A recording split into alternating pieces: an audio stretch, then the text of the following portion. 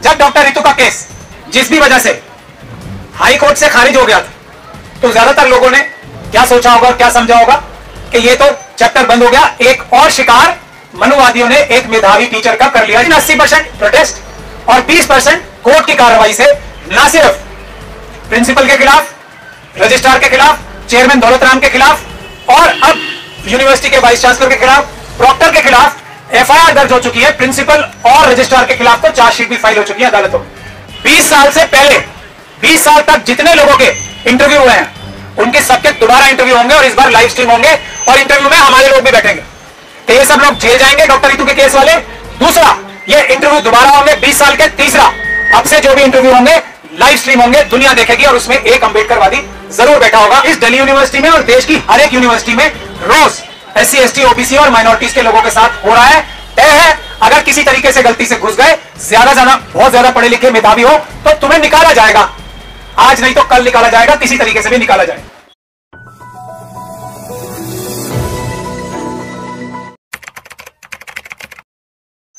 Mission save constitution जो हम लोगों ने बनाया था, वो इस वजह से बनाया था कि एक लड़ाई अगर कोई मजबूती से लड़ेगा, जैसे डॉक्टर रितु अपनी लड़ाई अपनी नहीं समझ के, बल्कि सब जो उस स्थिति में है जिसकी प्रताड़ना पूरे देश में सभी यूनिवर्सिटीज में, सभी हायर एजुकेशन के डिपार्टमेंट्स में, इंस्टीट्यूशंस में, यहां तक कि स्कूलों में भी अब जो प्रताड़ना न सिर्फ students, teachers, non teaching staff और दूसरे परिवार वाले भी, उनके जो टीचर्स के, स्टूडेंट्स के, नॉन टीचिंग स्टाफ के परिवार वाले भी हैं, उनके साथ जो जुल्म और ज्यादती प्रशासन या ये मनुवादी व्यवस्था करती है, जो सिर्फ एक ही चीज में बिलीव करती है कि करप्शन को आगे बढ़ाओ, इनकॉम्पिटेंस को आगे बढ़ाओ और अपने लोगों को जो इनकॉम्पिटेंट है, करप्ट है, उनको सभी महत्वपूर्ण पदों पर बिठा दो।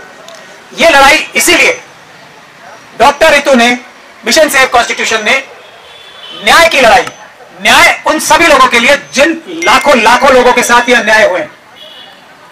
और ये बात मैं बार बार बोलता हूं कि अदालतों के पास जाना न्याय के लिए जरूरी है, लेकिन अगर आपको पूरा न्याय चाहिए, 100% न्याय चाहिए, टाइमली न्याय चाहिए, वक्त पे न्याय चाहिए, तो आपको अच्छे वकीलों के अलावा पीसफुल प्रोटेस्ट भी करने होंगे, जिससे आपको 80% न्याय का हिस्सा मिलेगा, 20% अदालतों में मिलेगा। डॉक्टर रितु का केस भी उसी का एक एग्जाम्पल। जब डॉक्टर रितु का केस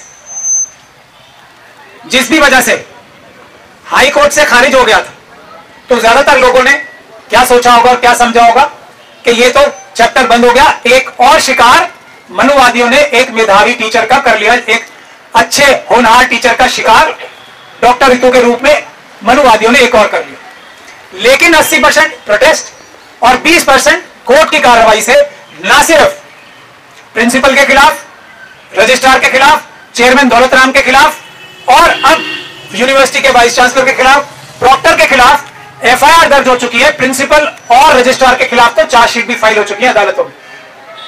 किस बात की?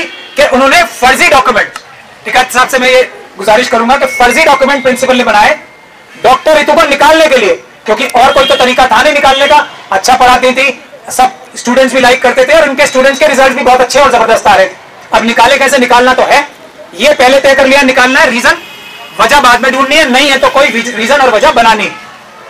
यह है डॉक्टर रितु का केस, जो इस दिल्ली यूनिवर्सिटी में और देश की हर एक यूनिवर्सिटी में रोज SC, ST, OBC और माइनॉरिटीज के लोगों के साथ हो रहा है। तय है, अगर किसी तरीके से गलती से घुस गए, बहुत ज्यादा पढ़े लिखे मेधावी हो, तो तुम्हें निकाला जाएगा। आज नहीं तो कल निकाला जाएगा, किसी तरीके से भी निकाला जाएगा। यह डॉक्टर रितु का केस है। तो यह केस अगर हम जीतते हैं तो हमें सिर्फ डॉक्टर रितु की नौकरी नहीं चाहिए, हमें चाहिए उन सभी व्यक्तियों की नौकरी जिनको आज तक इस तरीके से निकाला गया होगा, एक बात। और हमें चाहिए वो सभी लोग जेल में, चाहे वाइस चांसलर बैठे यहां पे ये हो, चाहे प्रॉक्टर साहिबा हो, चाहे प्रिंसिपल साहिबा हो, चाहे रजिस्ट्रार साहब हो, ताकि एक मिसाल कायम हो जाए कि अगर कोई मजलूम लोगों के साथ, SC, ST, OBC और माइनॉरिटीज के लोगों के साथ ऐसा करेगा तो वो जेल में मिलेगा। ये हमारी मांग है।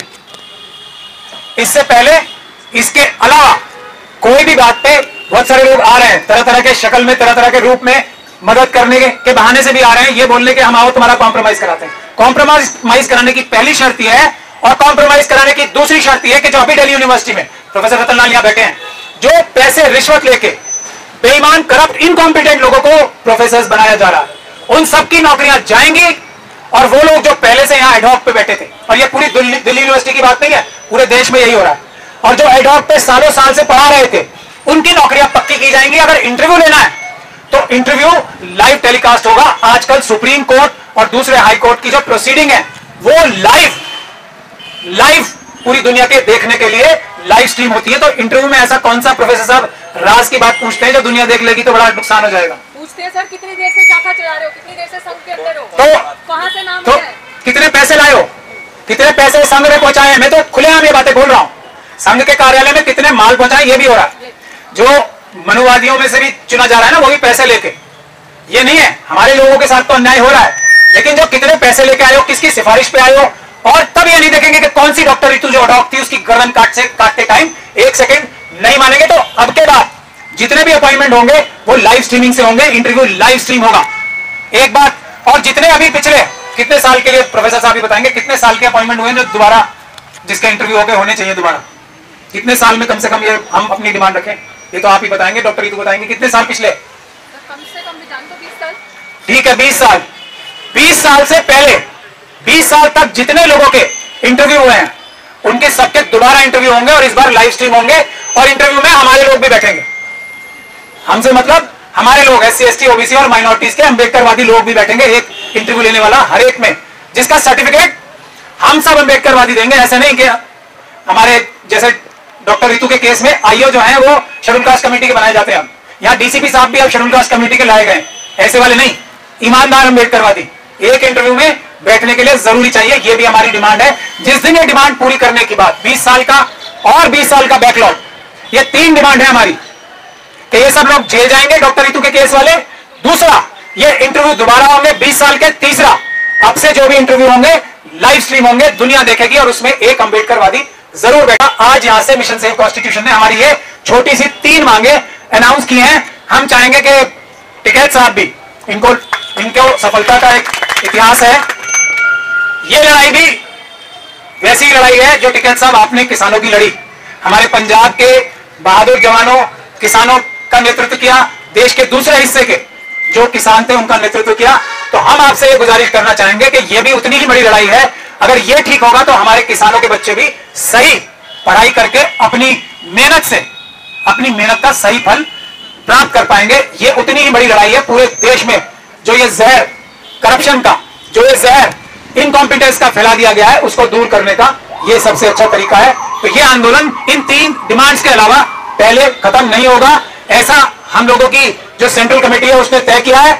और ये आज से यहां पे हमने ऐलान भी किया है। इसके लिए 6 तारीख को एक अधिकार मार्च भी रखा है सुबह 11 बजे।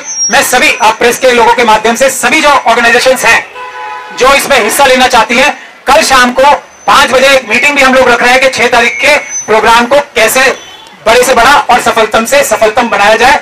मैं सभी लोगों से गुजारिश करता हूं कि इस आंदोलन को पूरी ताकत लगा के, जहां अपने घरों में बैठ के भी सोशल मीडिया के जरिए अपने अपने क्षेत्र में छोटे छोटे प्रोटेस्ट करके, और यहां पर कल आके 6 तारीख का प्लान बनाने के लिए भी हम लोग सबको दावत देते हैं। बहुत बहुत शुक्रिया। जय भीम, जय भारत।